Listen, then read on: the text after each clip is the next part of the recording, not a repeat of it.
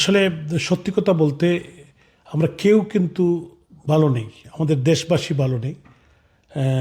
জাতির পিতার সুযোগ্য কন্যা আমাদের নেত্রী বঙ্গবন্ধু কন্যা শেখ হাসিনা এক্সাইলে আছেন এবং আমাদের হাজার হাজার নেতাকর্মী অনেকেই শহীদ হয়েছেন, অনেকেই জেলের অভ্যন্তরে বিনা বিচারে আছেন, অনেক বয়োজ্যেষ্ঠ নেতৃবৃন্দ এবং আমাদের অগণিত নেতাকর্মী যারা এই জেলের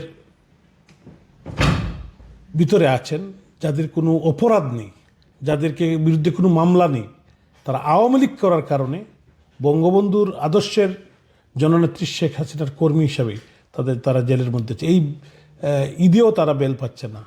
তো ন্যায় বিচারের অন্তরায় আজকে কোর্টকে সরকার তাদের নিজস্ব গতিতে চালাচ্ছে, নিজের মানে খেয়ালখুশি মতো চালাচ্ছে।